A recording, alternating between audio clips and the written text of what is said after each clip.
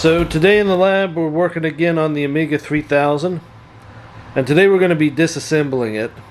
Previously we'd worked through and checked all of the systems, and for the most part this Amiga 3000 seems to be all working despite the battery damage, despite the age. So let's start taking this thing apart so I can get everything cleaned and I can get the board out so I can send it off to be ultrasonically cleaned, and also do some repairs around the battery and maybe other things. So first thing, let's take the top case off.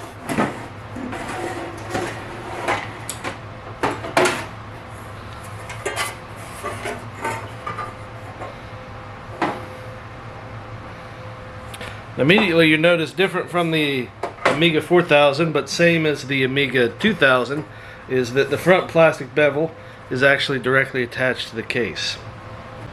Alright, going into handheld mode, we can see 1, 2, 3, 4, 5 screws holding the faceplate. And we can also see the metal rod that's used to push the actual physical power button. A little different than the Amiga 4000. And we can see this is kind of held in place here. And then also held in place here by a plastic bracket or cable tie, I guess. Look at the exterior here. We have the power and LED assembly, first floppy drive, and then this foam strip here. I don't know what this is for, and from age it's just fallen apart. So I'm going to rip it off. Looking over here at the power supply, we can see there's a big black button here that fits over a normal power adapter switch, power supply switch. I guess this is to make it so that the metal rod that's used has an easier time hitting that. Disk drive, hard drive, and then daughter board. Pretty similar to the 4000. But you note the daughter board here has 4 Zorro slots, but it does not have 4 other slots. It only has 2 PC slots and 1 video slot. So not quite as many things you can cram in here, which is probably for the best. There's just not a lot of clearance, especially with some of these socketed chips here and other components. So the floppy drive's held in with 1 screw here, and then same thing with the disk drive. There's 1 screw here. It's a little dark, but hopefully you can see it. And that's all the internal expansion capability that you have so far as drives go. One hard drive, 2 floppy drives. So now I've taken the liberty to disconnect the cables off camera and also remove those screws off camera. If we take this out, we can see the floppy drive is mounted on a nice little metal bracket here. That makes installation and securing it pretty easy, although good luck finding another one of these if you want to try and put in another floppy drive. Actually, good luck finding a floppy drive. These are pretty rare. Now this here is a normal SCSI drive, but again, nice little mounting bracket here. Makes it very easy to remove and very stable. Hard drive though is unfortunately completely shot. Now, keep it in place, the daughter board are these interesting little guys.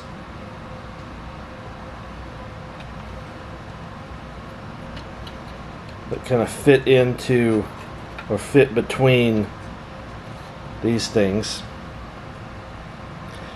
And I guess this top one keeps it kind of stabilized, and then these bottom 2 keep it aligned.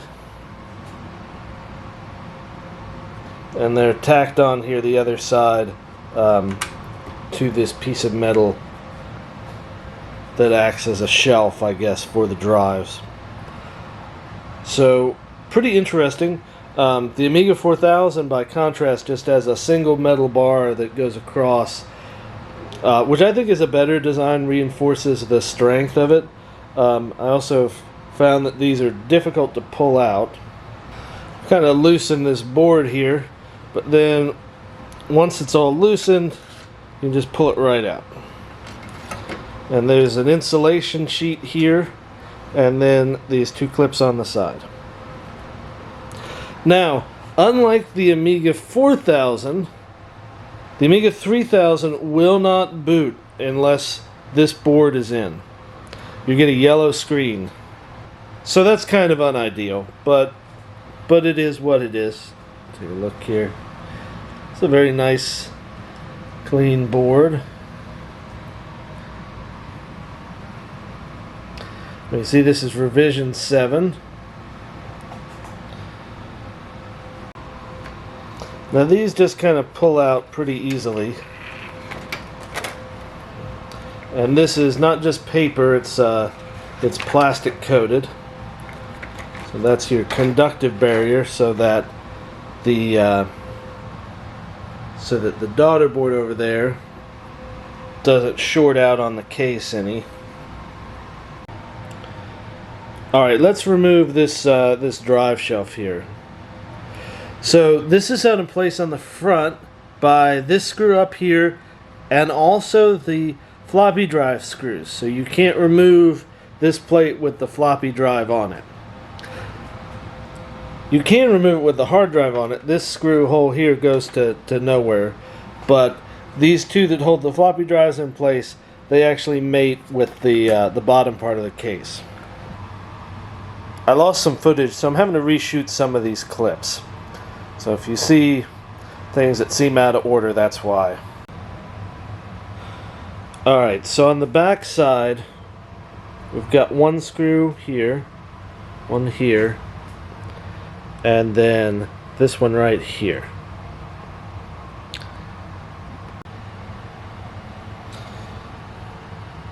Alright, so also we have the card cage here, or at least the card slot cage.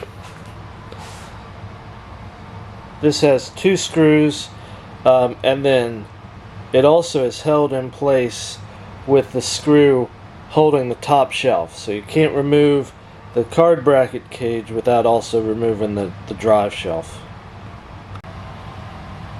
So there's the card bracket cage off. So we also have this bracket here on the side.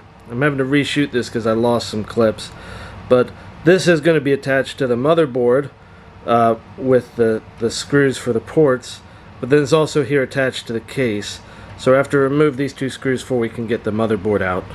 So removing the power supply from the drive plate, there's one screw here, one screw over on the side, and then two screws down here. So it should be pretty straightforward to get this thing off. So what's interesting about this power supply is that the fan actually extends past the bottom of the box, and that's to help pull air across the motherboard here and then out. This is where the CPU is in a lot of hot chips, so kind of makes sense to try and get some airflow in here. Alright, with that off, we now can see the full motherboard. This one's really pretty dusty, which is why I want to send it to get ultrasonically cleaned. So while we're in here, let's look at a few things. First off, we've got our chip RAM over here. Now this machine has 2 megabytes of chip RAM, but originally it was sold with 1 megabyte soldered to the board and then an extra 1 megabyte that you could put in place. Over on the other side of the board we have the fast RAM. Now what's interesting about this is the fast RAM is 2 different kinds of sockets. So these up here are normal dip sockets, there are 8 of them. Up here is what are called zip sockets for zigzag inline package. Not a very popular package anymore. In fact, I don't think anybody's manufacturing these anymore. But it's interesting that this machine has 2 different packages for fast RAM. And the reason for that is sometimes you'd get systems that were shipped with 2 megabytes of RAM. So they would have the 1 megabyte of chip soldered to the board, and then they'd have another megabyte of fast RAM over here. And then if you were to upgrade, you would move the fast RAM from here to your chip RAM, and then add in additional zips for the rest of your fast RAM. Kind of a strange design thought, but you know, it is what it is. You can have up to 16 megabytes in here for a grand total of 18 on the board as a whole, which was pretty good in 1990. Right, so that's the RAM. Let's look at some of these custom chips here.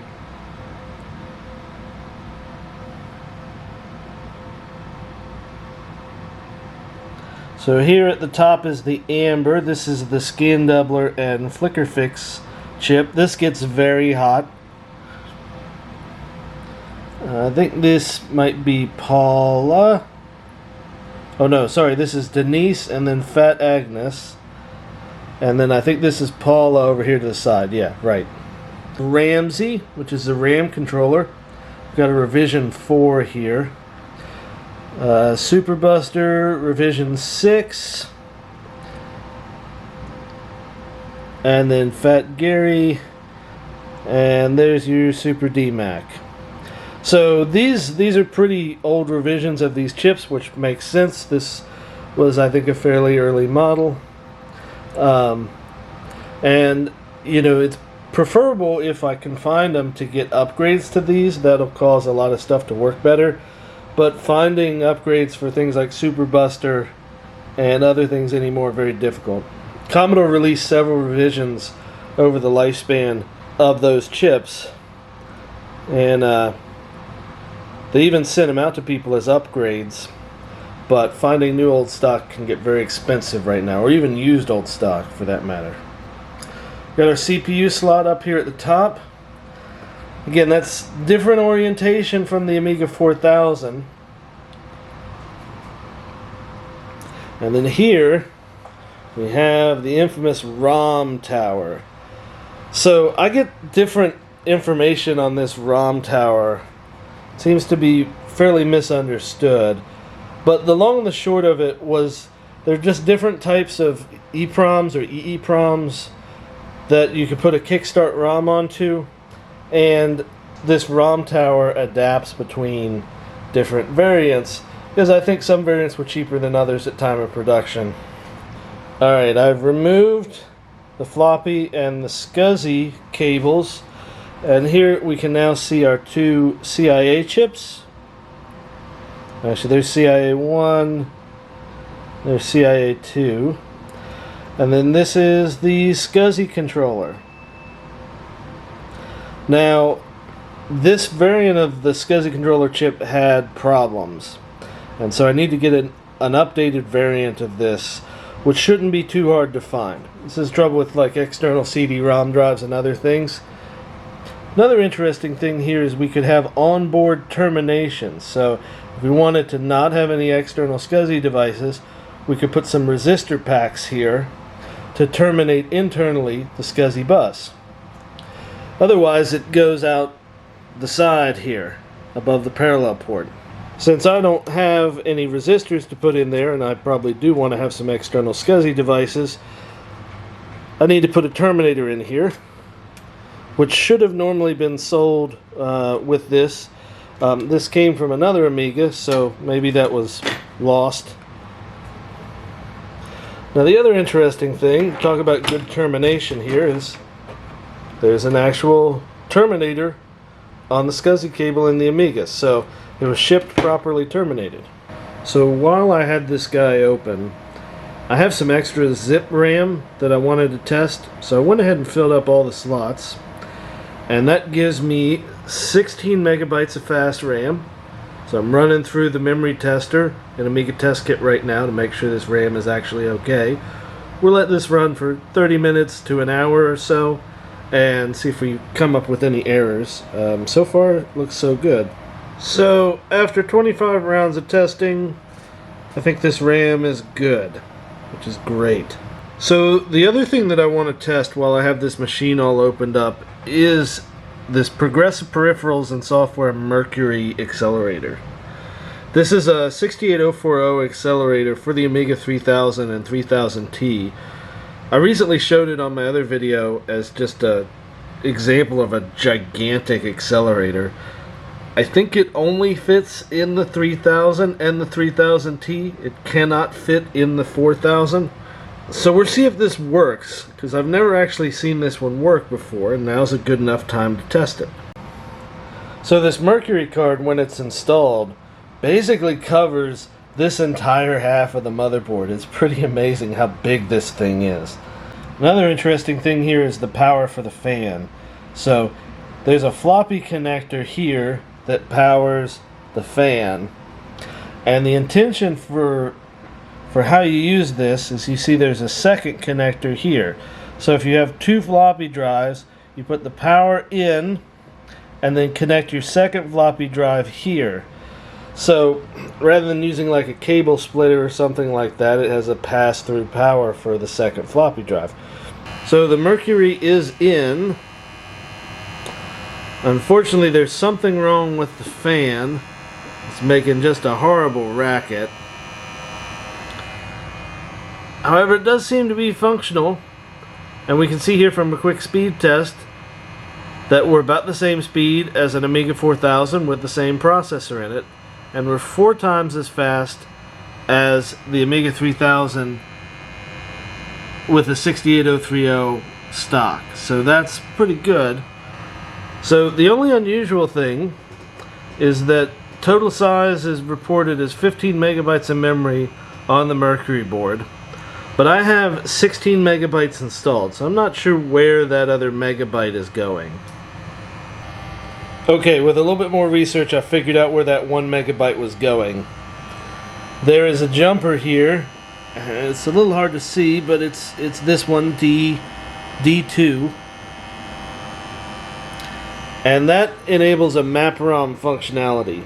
So it takes a whole megabyte of memory to map ROM here. So I don't think I'm going to enable this, because there are better, more modern ways to do that. And a whole megabyte of memory for a half a megabyte ROM does not seem like a fair trade. So continuing to disassemble the rest of this is pretty straightforward. The only kind of odd thing I noticed is that these screws on the ports are all pretty much the same size, except for the VGA ones, which have these long boys that are, you know, if we put them side by side here, significantly longer. I don't know why, that's just a weirdness.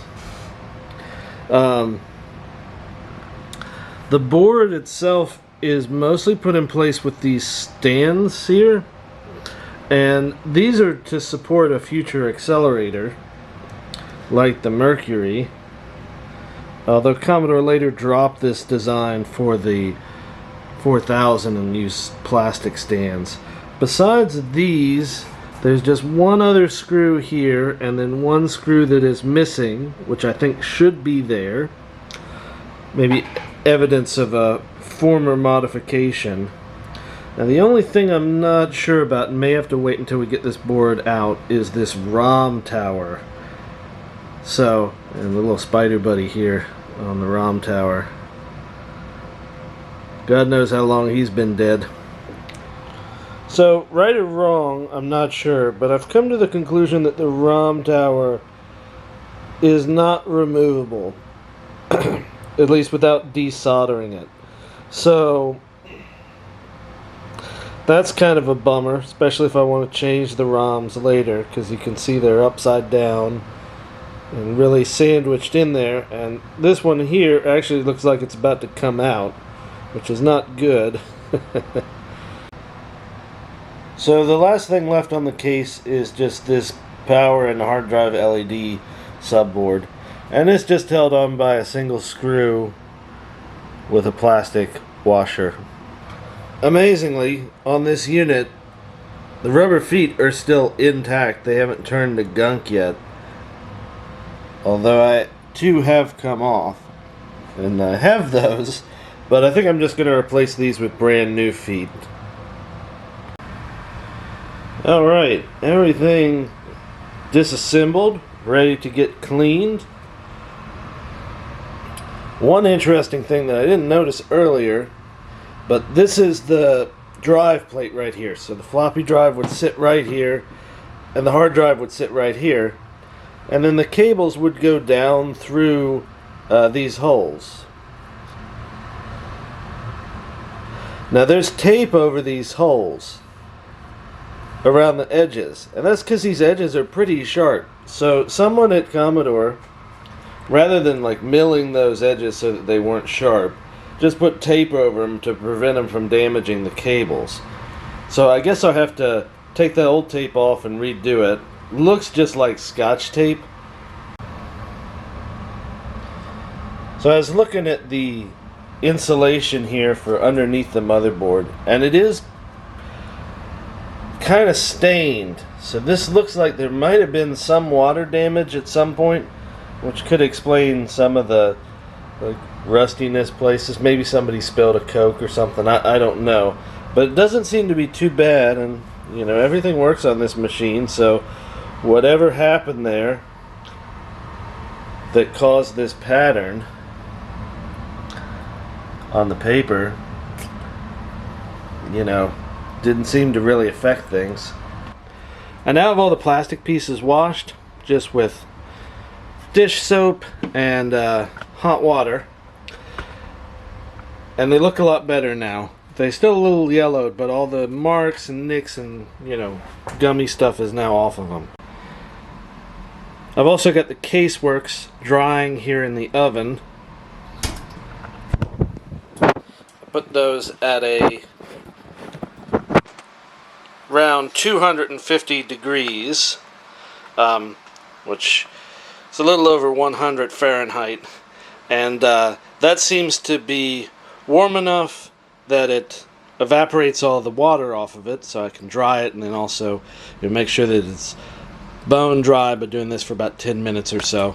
But it's not so hot that it takes the stickers off.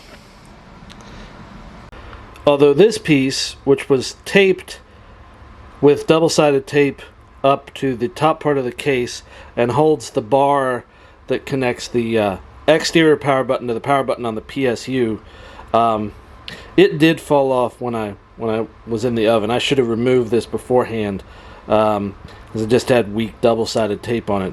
Luckily, at 250 degrees, this part's fine, so I just double-sided tape it back on when I'm ready to do my reassembly. So I have all of the original feet for this Amiga 3000, and they're all actually okay, but I decided to go ahead and get new feet. I got them from this Bumper Specialities, and these appear to be pretty much the same thing as the original. Now, I've heard some folks talk about putting taller feet on this to increase airflow. I think some of the other things that I'm going to do are going to help with the heat problem better than taller feet. So we'll just keep with these. There we go. Just like new. So reassembling the top part of the case is a little tricky. There's this bracket here that goes in the corner, and then the power button, and this kind of holder here.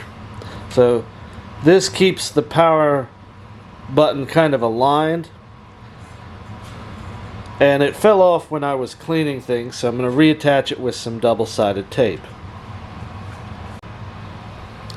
So now that that's reattached, this goes through the hole in the bracket and is stabilized by going through this kind of retaining clip here. Now that these pieces are on, we can put on the front plate.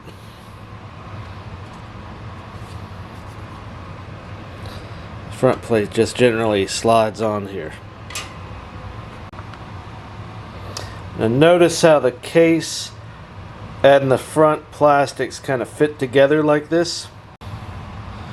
They do this on both sides, right? So there's a little lip here that the metal case comes and mates with. So then after we have that back together, there's 5 screws. 1, 2, 3, and then a 4 and a 5. There we go. Everything good as new. Ready for the repaired motherboard. And there we are with the top case. So starting to look pretty good.